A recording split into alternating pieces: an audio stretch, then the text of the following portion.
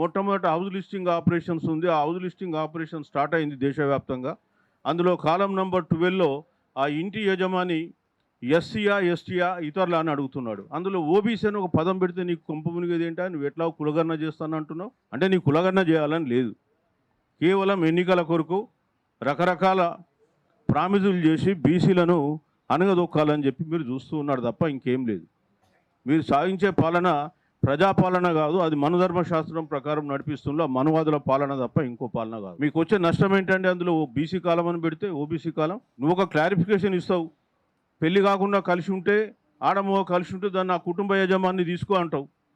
అంత విశాల హృదయం ఉన్నోడి మరి మా బీసీల గురించి ఎందుకు ఇయ్యారా క్లారిఫికేషన్? అందులో ఓబీసీ కాలం పెట్టమని. మీరు నెక్స్ట్ ఇయర్ కూడా కులగణన చేస్తారా లేదా మాకు తెలియదు సెన్సస్లో. అదేవిధంగా చేసిన దాన్ని డిక్లేర్ చేస్తారా, పబ్లిష్ చేస్తారా తెలియదు. ఇక్కడ తెలంగాణ రాష్ట్రంలో చూసినాం కులగణన అని చెప్పేసి బీసీల పాపులేషన్ తగ్గించిండ్లు, జనగణనలో ఓసీల పాపులేషన్లు పెంచిండ్లు, రకరకాల గిమ్మికులు చేసిండ్రు. అసలు కులగణనలో పాల్గొన్నటువంటి ఓసీల జనాభా పెరుగుద్దంట, కులగణన పాల్గొన్న బీసీల జనాభా తగ్గుద్దంట. ఇది తెలంగాణ సిపెక్ సర్వే గొప్ప విశేషం. మరి ఎట్లా చేసిండ్లో మరి వాళ్ళు ఏ విధంగా చేసిండ్లో తెలియదు.